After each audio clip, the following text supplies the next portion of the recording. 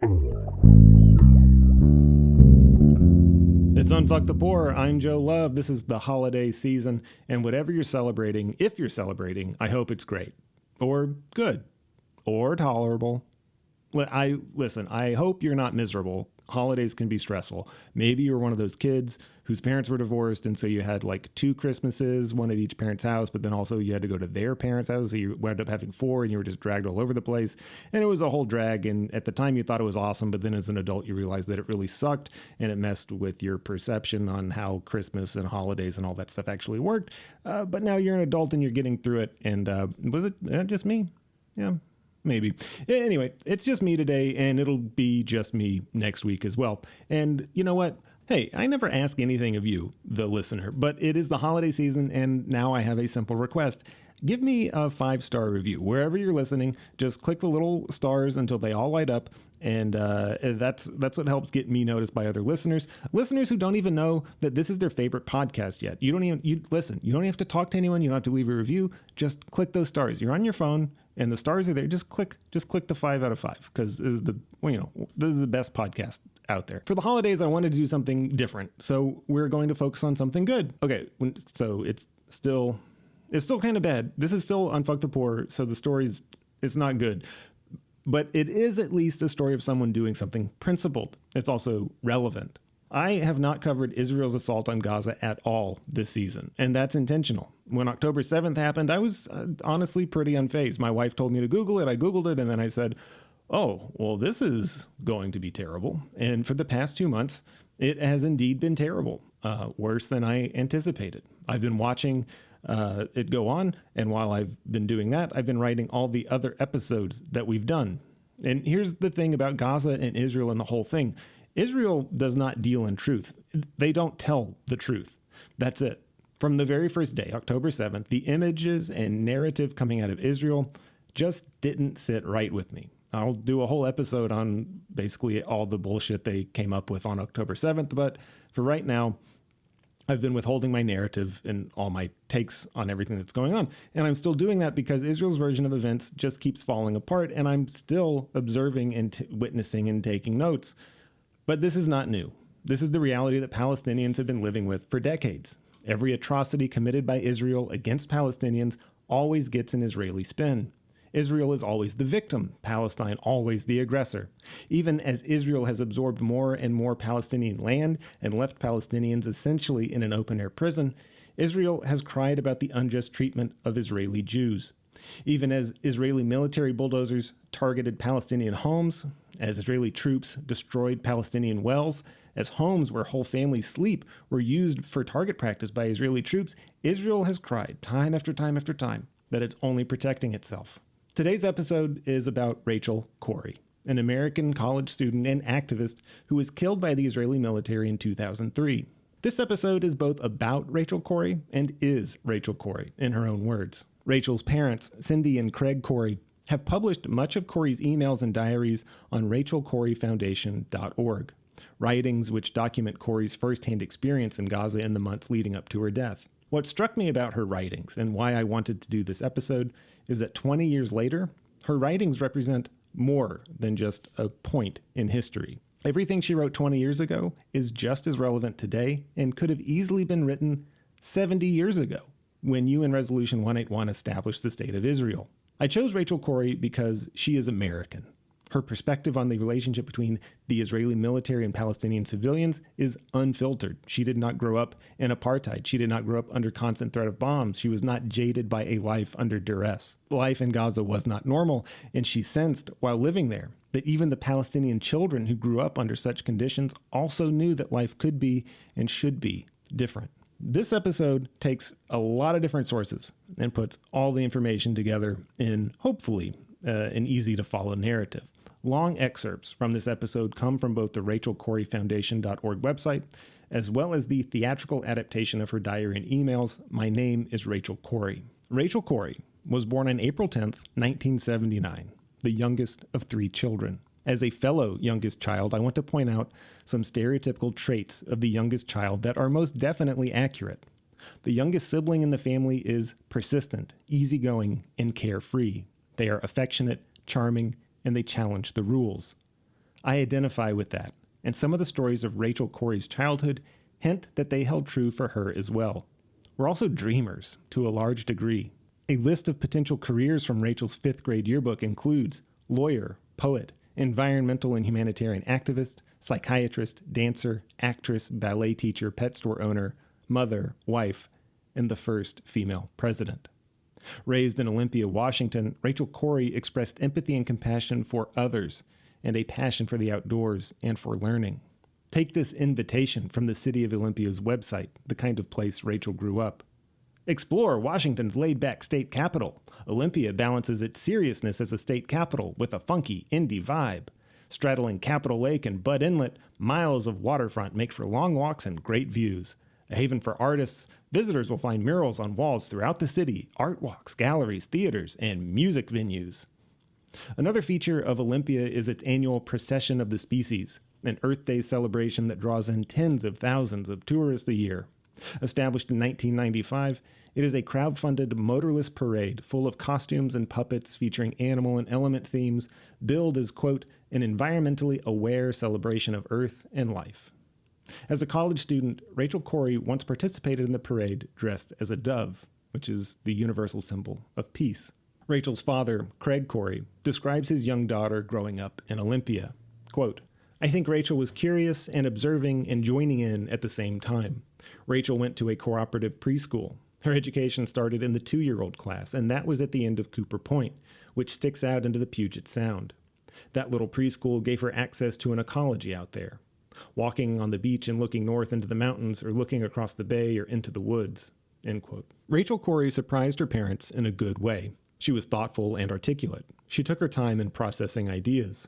She was self-reliant and self-sure. She paid attention to the world around her. Being part of the cooperative preschool meant that all parents had to volunteer time with the class. From the outset, Rachel Corrie was part of a family that included many more people than just her parents and siblings. Her classmates were family. Her classmates' parents, who were also her teachers, were also her family. But her family was down to earth. Rachel's father describes their family, quote, average Americans, politically liberal, economically conservative, middle class, end quote. Rachel's cousin, Linda Young, recalled a dinner at the Corrie house when Corrie was in 3rd grade. Quote, she kept talking about hungry people and how we need to figure out a way to feed them. She was in elementary school and she was worried about world hunger, end quote. 2 years later, in 1990, 10-year-old Rachel Corrie gave a speech at her school's 5th grade press conference on world hunger delivered at the state capitol, one she wrote herself. In her own words, I'm here for other children. I'm here because I care. I'm here because children everywhere are suffering, and because 40,000 people die each day from hunger. I'm here because those people are mostly children. We have got to understand that the poor are all around us, and we're ignoring them. We have got to understand that these deaths are preventable. We have got to understand that people in third world countries think and care and smile and cry just like us. We have got to understand that they are us. We are them. My dream is to stop hunger by the year 2000. My dream is to give the poor a chance. My dream is to save the 40,000 people who die each day. My dream can and will come true if we all look into the future and see the light that shines there. Rachel was exposed to other cultures early on. In 5th grade, she took a field trip to the Olympic Peninsula, spending a night in the rainforest with the Makah Indians. Her parents hosted international students from Brazil, Russia, and China, and Rachel was selected for a 6-week exchange program in Eastern Russia at the end of her sophomore year in high school. The experience, she said, helped her realize how privileged her own upbringing was. From the 2006 theater production based on Rachel's life and diaries, My Name is Rachel Corrie, edited by Alan Rickman and Catherine Viner, she describes Russia, quote, in the streets and the alleys it was an obstacle course of garbage and mud and graffiti. There was coal dust on the snow. Everything was dirty. And they always said to us, how do you like our dirty city? Oh, but it was so pretty with the little lights in the windows and the red dusk light on the buildings. It was flawed, dirty, broken, and gorgeous, end quote. After graduating high school in 1997, Rachel Corrie enrolled at Olympia's Evergreen State College, one of the few liberal arts colleges in the U.S. with an experimental curriculum that allows students to create their own course of study. Instead of receiving grades, college faculty write detailed evaluation of students' work throughout the semester. Evergreen is an interesting college. In 1992, the student body chose Leonard Peltier to be their commencement speaker. Peltier, a Chippewa man from the Turtle Mountain Indian Reservation, was sentenced to 2 consecutive life sentences for the murder of 2 FBI agents in June 1975. Peltier, who has maintained his innocence since arrest and has provided numerous alibis, submitted his commencement address via prison post. In 1999, Mumia Abu-Jamal was invited to deliver the keynote address to Evergreen's graduating class. Abu-Jamal, a former journalist and Black Panther, was working as a taxi driver when he intervened in a 1981 altercation between his brother, William Cook, and Philadelphia police officer Daniel Faulkner. Abu-Jamal has also maintained his innocence. He delivered his address via audio recording from death row. Evergreen State College is characterized, if one can characterize a whole-ass institution, as a place where distrust in authority, irreverence, and a passion for unpopular politics run through the faculty and student body. Evergreen State College is a place where mainstream narratives and values are questioned, where justice is mulled over, where independent thought and creativity flourish. Evergreen State College does not make activists. It draws them in. Rachel Corrie's siblings didn't go to Evergreen. From My Name is Rachel Corrie, quote, "Maybe going to Evergreen State College was just the best way to be different from my economics major, high achiever, khaki and high heels Yale corporate sister and brother." End quote. As a college student, Corrie pursued sculpture and poetry and showed a definitive interest in activism and community service. She took a year off from Evergreen to volunteer with the Washington State Conservation Corps, working with patients in a mental hospital. Even after the year of volunteering, Rachel spent 3 years making weekly check-ins to patients in a hospital diversion house. Peter Boehmer, writing for Electronic Intifada in March of 2003, shortly after her death, recollects on knowing Rachel throughout her life. Quote, "I originally met her when she was a student in the options program at Lincoln School around 1989. She was a friend of my son and played on the same YMCA basketball team as my daughter. Rachel and I talked a lot the last 2 years and marched together at various demos. Rachel was a totally caring and gentle person who was outraged by oppression wherever it took place and had become very active working for social justice and peace. Rachel was a very modest and responsible person who was the heart and soul of the Olympia Movement for Justice and Peace, a group she had originally begun working with as part of her study in the local knowledge program taught by Ann Fischel and Lynn Nelson. Rachel was very active in opposing the U.S. war against terror and U.S. militarism. One project she threw her mind and body into was a September 11, 2002 Day Against the U.S. War in Afghanistan and Against Repression at Home in Percival Landing in downtown Olympia. She got a lot of elementary school kids and classes to participate. Rachel was a very reflective person who constantly thought about how to link together various groups working for justice. For example, the labor movement and the peace movement. She volunteered at the Evergreen Labor Center and played a major role in organizing a conference dealing with networking and strategies for justice and peace last spring, 2002. Another major concern of hers was to involve the local Olympia community that was not connected to Evergreen to the anti-war and economic and social justice issues and groups. Besides going to Evergreen State College, Rachel also worked at BHR, a local mental health clinic, and was active in her union, 1199, a part of SEIU. Justice for the Palestinian people was one of the many issues Rachel felt deeply about. She strongly opposed the Israeli occupation and supported a Palestinian state. For Rachel, feeling deeply always meant also doing something about her concerns. She had studied Arabic at Evergreen and decided to go to the Gaza Strip in occupied Palestine for winter quarter. Part of her reasoning was that it was important to have international observers there, as Israeli aggression was likely to increase when the U.S. attacked, bombed, and invaded Iraq. She strongly opposed the U.S. war against Iraq. Rachel was aware of the dangers and risks going to Gaza. She left Olympia on January 18th of this year, went to the West Bank and then Gaza, threw herself fully into human rights activism and solidarity with the Palestinian people. End quote. With 1 quarter to go until graduation, Rachel Corrie proposed an independent study program to travel to Gaza and initiate a sister city project between Rafah, a city in South Gaza near the Egyptian border, and her hometown, Olympia. She left Seattle Airport in January 2003, checked into a hostel in East Jerusalem, then joined another Olympian, William Hewitt, for a 2-day training course at International Solidarity Movement's West Bank headquarters. For the rest of the episode, when you hear ISM, I'm talking about the International Solidarity Movement. Rachel's notes from the ISM training course, quote, "When talking, no hearsay. Call hospitals and official sources. Use quotes. Don't appear to judge rightness or wrongness. Nonviolence. Don't touch those we're confronting. Don't run. Carry nothing that could be used as a weapon. No self-initiating actions." The ISM describes itself best from its website, quote, The International Solidarity Movement is a Palestinian-led movement committed to resisting the long-entrenched and systematic oppression and dispossession of the Palestinian population, using nonviolent direct action methods and principles. Founded in August 2001, ISM aims to support and strengthen the Palestinian popular resistance by being immediately alongside Palestinians in olive groves, on school runs, at demonstrations, within villages being attacked, by houses being demolished, or where Palestinians are subject to consistent harassment or attacks from soldiers and settlers, as well as numerous other situations.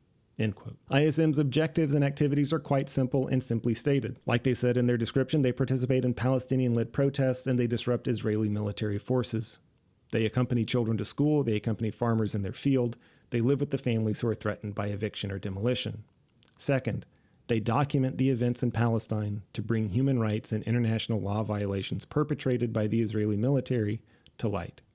We should dwell but briefly on the ISM's first goal, the creative disruption of Israel's military activity. By placing themselves on the ground with Palestinians, the ISM from the outset positioned themselves as literal human shields for the Palestinian people. This is wholly separate from the image Israel portrays to the world, claiming that Hamas hides under schools and hospitals, using their own people as shields. There are numerous instances of Israel itself using civilians as human shields. Perhaps most notably in 2008-2009, 3 teenage brothers recounted how they were forced at gunpoint to kneel in front of tanks to deter Hamas fighters from firing at them. Another story of Israeli soldiers using human shields came out in March of this year. At around 11:30 a.m. on March 1st, 2023, Israeli forces surrounded the home of Maher Shalom, who lived in Akhbat Shaber refugee camp located in the West Bank. The soldiers ordered everyone out of the house, but Maher stayed inside. Demanding that Maher surrender himself, Israeli forces took custody of his sons, Nidal, 9 years old, and Karam, 11 years old, as well as his twin nephews, Ahmad and Mohammed, both 2 years old. As a group of Palestinians began confronting the soldiers, the Israelis stood all 4 children in front of their military vehicles where they fired tear gas, stun grenades, and live ammo at Maher's home. Since the year 2000, Defense for Children in Palestine, DCIP, has documented 31 cases of Israeli soldiers using Palestinians as human shields. These are clear cases of Israeli soldiers forcing Palestinians between the soldiers themselves and Palestinian civilians or Hamas combatants. Amnesty International has investigated numerous claims of Hamas using civilians as human shields both in the 2008-2009 Gaza War and the 2014 Gaza War, and in both instances found no evidence to support, quote, repeated allegations by Israeli officials, end quote. Human Rights Watch also found no such evidence. After investigations into the 2014 Gaza War, Amnesty International stated they did not, quote, have evidence at this point that Palestinian civilians have been intentionally used by Hamas or Palestinian armed groups during the current hostilities to shield specific locations or military personnel or equipment from Israeli attacks, end quote. Israel has attempted to massage the definition of human shield, using the phrase to mean locating Hamas headquarters in densely occupied residential areas, schools, and hospitals.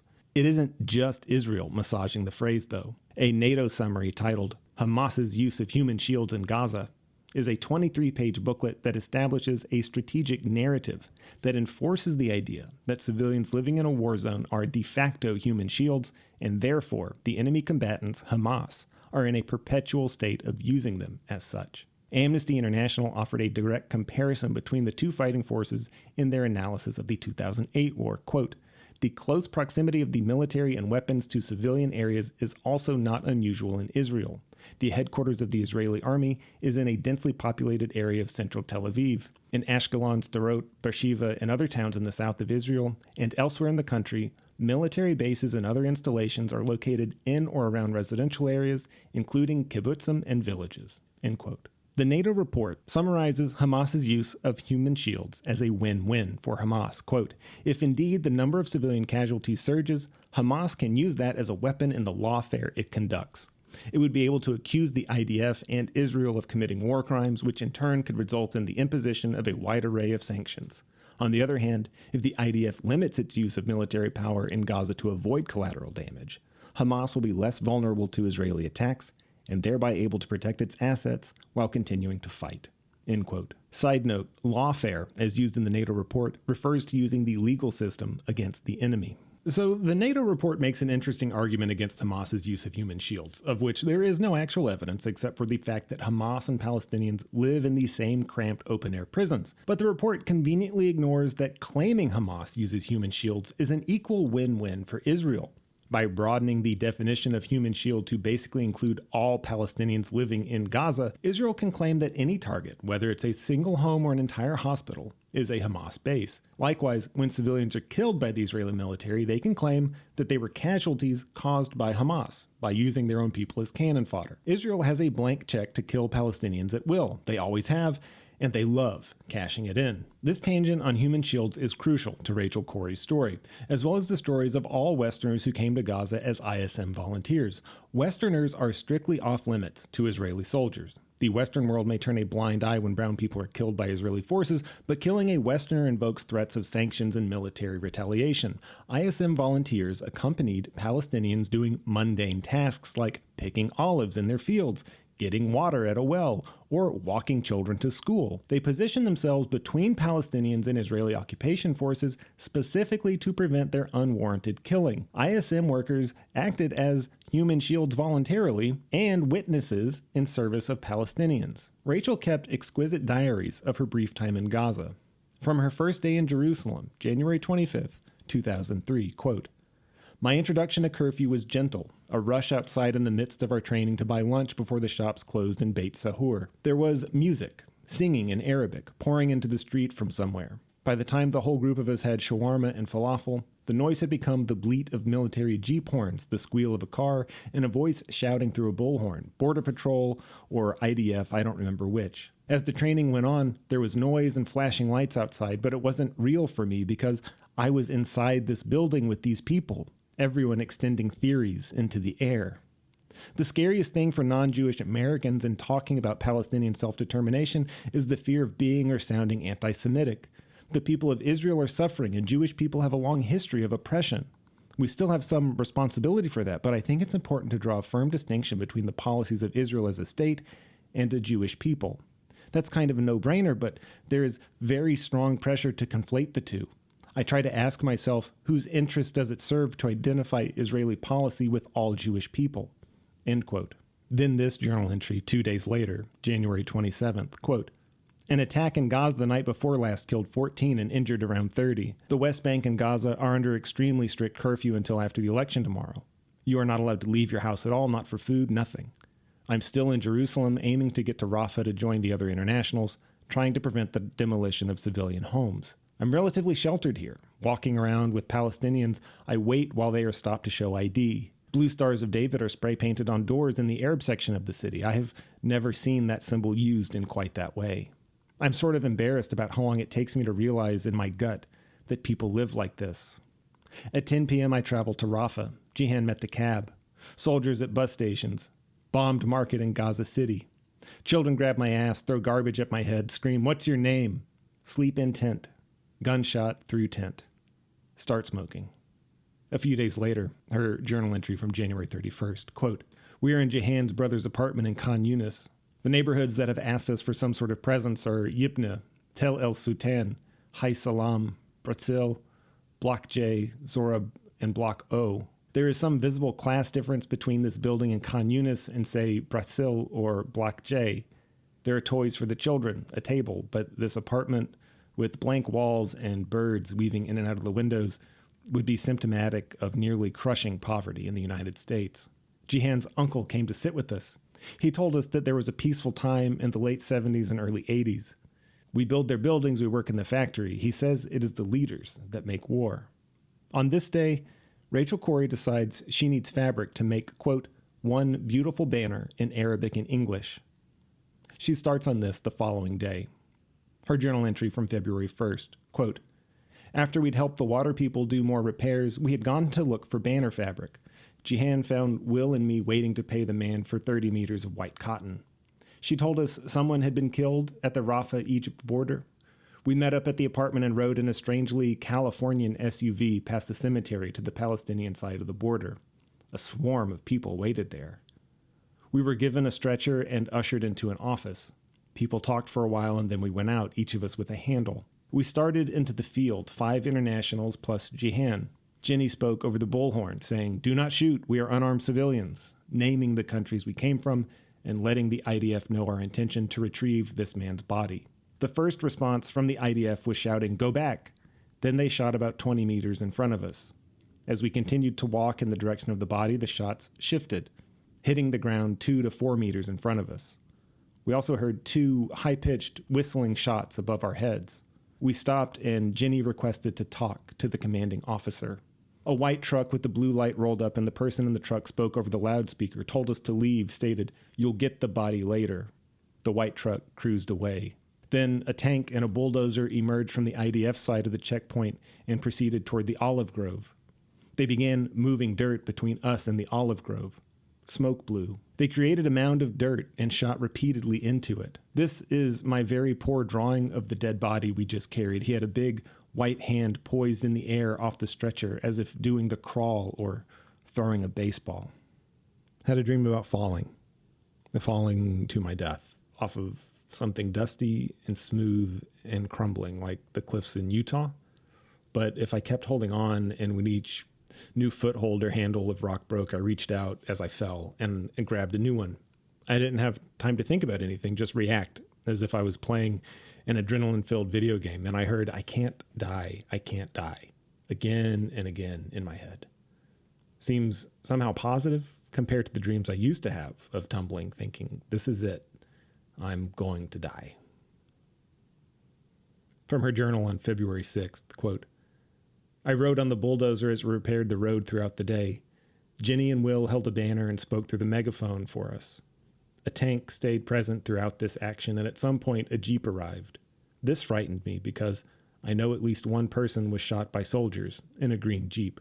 Rafah, ghost homes, glow-in-the-dark stars in teenagers' bedrooms, tumbling of concrete, constant anonymous night vision telescope." On February 20th, Rachel received an email from her mother, Cindy, quote, "I'm very concerned for you, but I know most of this is not about you, but about the people, the families you're building solidarity with. I've worried a little because it seems to me that it could be easy to be manipulated by one faction or another. For myself, I feel like I'm fighting a lifetime of indoctrinations. Palestinians have really been invisible to me, but you are changing that. In regards to Palestinian violence, I just abhor any violence. I understand that most are just trying feebly to defend themselves, but here, just the mention of suicide bombing puts up a wall. There's a lot in my heart, but I'm having trouble with words. Be safe, be well. Do you think about coming home because of war and all? I know probably not, but I hope you feel it would be okay if you did. Mama." Rachel's journal entry from March 1st. 10:30 a.m. 3 internationals joined 4 men at the El Iskan water well. It provides 25% of Rafah's water supply. Workers at the well reported being fired upon on Thursday. Despite guarantees of safety and presence of banners and megaphones, activists and workers were fired on several times over a period of 1 hour, close enough to spray debris in their faces.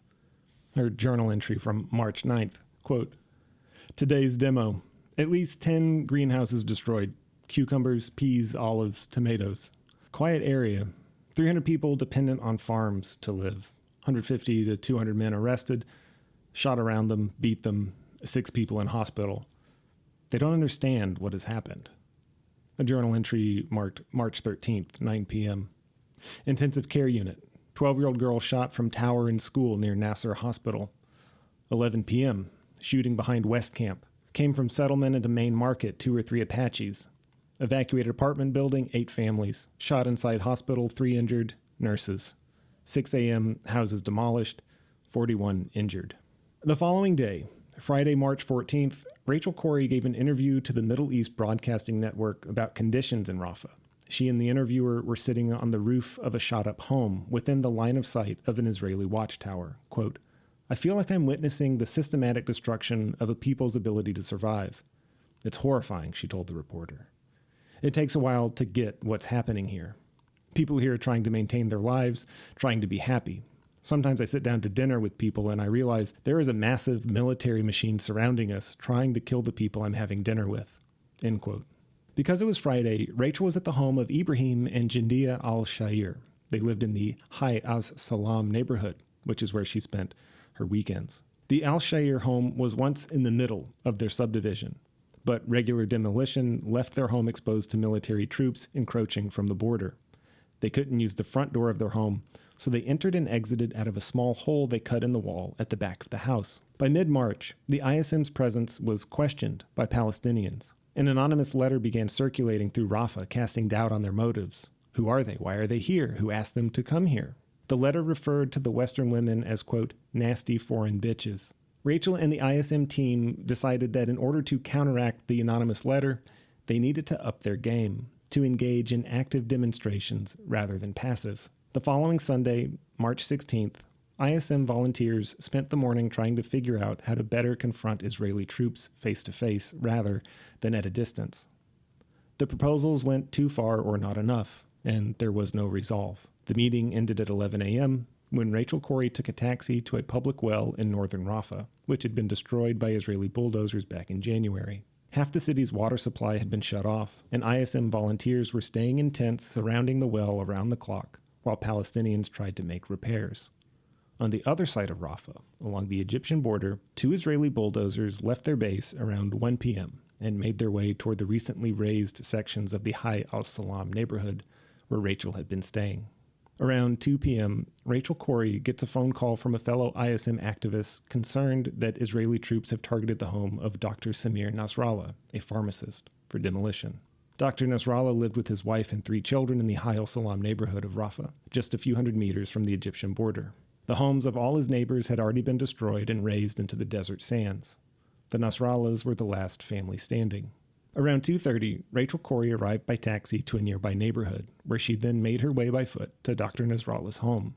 She was carrying a megaphone and a Dayglow orange construction vest. Caterpillar Inc. manufactures the D9R bulldozers that are regularly used to tear up Gaza's road and demolish homes. It is referred to lovingly by the Israeli military as the Dubi, which means teddy bear in Hebrew. Caterpillar is proud of the D9s used in Israel. Its stated purpose being, quote, demolishing structures such as rigged buildings, headquarters, warehouses, outposts, bunkers, and tunnels, often concealed in civilian structures, end quote. In other words, they bulldoze homes. It is one of Israel's most valuable military assets. The armored D9R version is not one offered by Caterpillar, though Caterpillar sells the bulldozer to Israel through an Israeli import firm.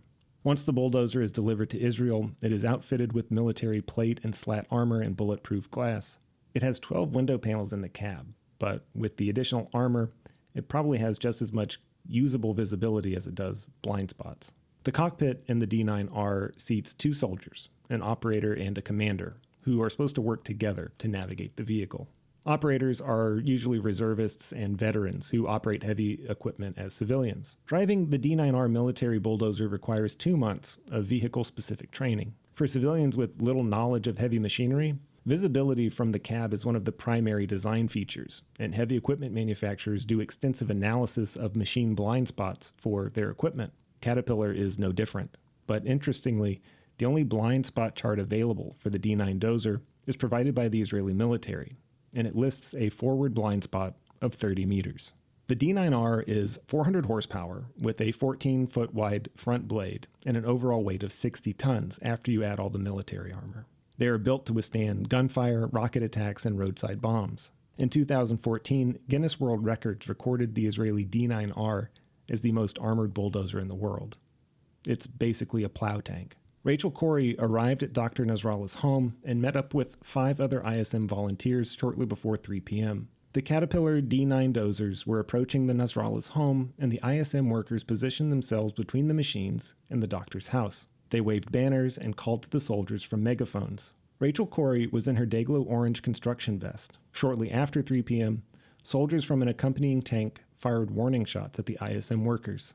17 minutes later, they sent a volley of stun grenades and tear gas. The protesters did not move. An hour passed. According to the Israeli military log, quote, 20 Palestinians crouch east of the road. A grenade is tossed at a D9, end quote. Nearing 5 p.m., one of the bulldozers advances toward the Nasrallah's home. Rachel Corrie is 30 meters away from the blade.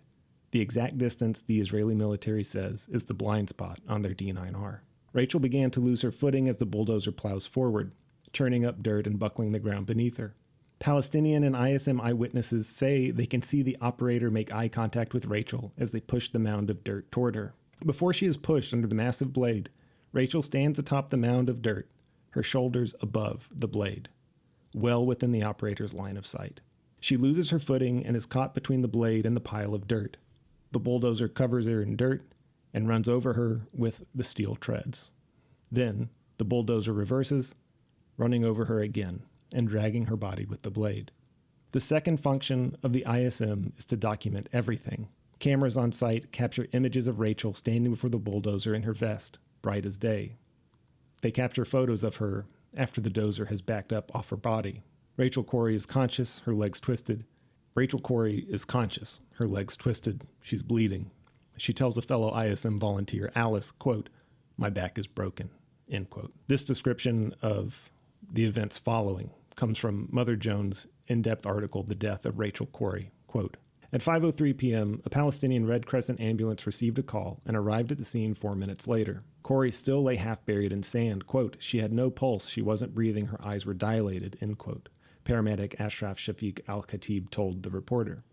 Quote, "We used a neck collar and a board to stabilize the body, cleared an airway, and used CPR with suction," end quote. The ambulance delivered her to the Abu Yusuf al-Najjar hospital at 5:15, quote, "as a dead body," according to the medical report.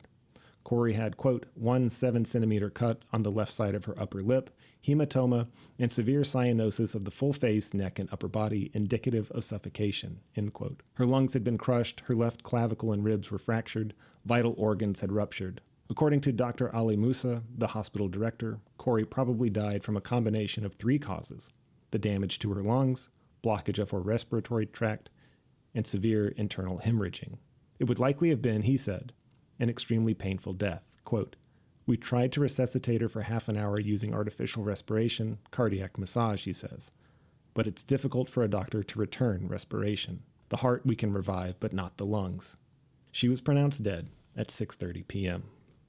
Rachel Corrie's death at the hands of the Israeli military seemed to be a litmus test of sorts. Can Israel get away with murdering international volunteers? It seemed the answer was yes. The next month, April 5th, 2003, 24-year-old American ISM worker Brian Avery was shot in the face by an Israeli sniper, seriously injuring him.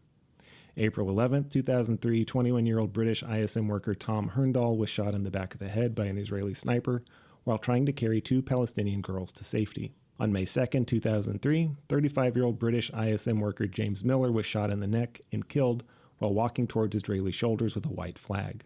He was in Gaza filming a documentary for HBO. In the backlash of Rachel Corrie's death, no justice was served. Rachel's family filed a lawsuit against Caterpillar Inc., the manufacturer of the D9R, alleging liability for Rachel's death. They alleged Caterpillar supplied Israel with the bulldozers, knowing they would be used to, quote, violate international law. The suit was dismissed in 2005, the judge finding that the suit failed on the merits, meaning the law that applied to the particular evidence and facts of the case did not warrant a suit. They appealed to the U.S. Court of Appeals for the Ninth Circuit in 2007.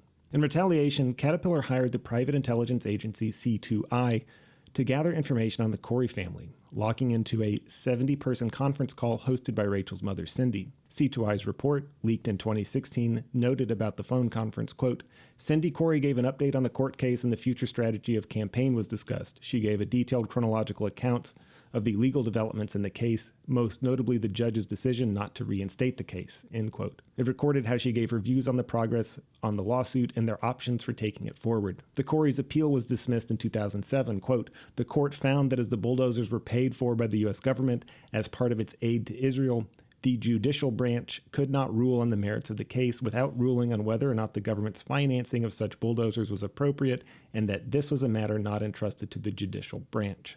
End quote. In 2010, the Corrie family filed a lawsuit against the IDF and the Israeli Defense Ministry in the Haifa District Court. In the trial, the driver of the bulldozer was only identified as a 38-year-old Russian immigrant. Witness testimony, including an expert witness on behalf of the Corries, concluded that the 38-year-old driver probably did not see Rachel when he ran her over. In 2012, Judge Oded Gershon ruled against the Corrie family, concluding, quote, "I rule unequivocally that the claim that the deceased was intentionally hit by the bulldozer is totally baseless. This was an extremely unfortunate incident. I reached the conclusion that there was no negligence on the part of the bulldozer driver. I reject the suit. There is no justification to demand the state pay any damages. She, Corrie, did not distance herself from the area as any thinking person would have done. She consciously put herself in harm's way." End quote. The Corrie family appealed to the Supreme Court of Israel on May 21, 2014. The court rejected the appeal and upheld the lower court's ruling. In response to Israel's treatment of the Corrie family and its investigation into Rachel's death, former President Jimmy Carter said that the, quote, "court's decision confirms a climate of impunity, which facilitates Israeli human rights violations against Palestinian civilians in the occupied territory," end quote. Today, memorials of Rachel Corrie can still be found in Rafah, or what's left of it. Rachel's parents created the Rachel Corrie Foundation for Justice and Peace that, quote, "continues the work that Rachel Corrie began and hoped to accomplish, and carries out that work with her vision, spirit, and creative energy in mind. We conduct and support programs that foster connections between people, that build understanding, respect, and appreciation for differences, and that promote cooperation within and between local and global communities. The Foundation encourages and supports grassroots efforts in pursuit of human rights and social, economic, and environmental justice, which we view as prerequisites for world peace," end quote. It's now 2023, almost 2024, and Israel's slaughter in Gaza has resulted in 20,000 dead Palestinians and 50,000 wounded since October 7th. About half of those numbers are children. The tactics used by Israeli forces today are the exact same they used 20 years ago. They act with impunity, destroying infrastructure, hospitals, homes, and schools under the guise of targeting Hamas militants. The civilian casualties mounting due to Hamas's use of human shields. The Israel narrative is old and cumbersome and insulting. Never before has mass murder been captured in high definition by civilians on this scale.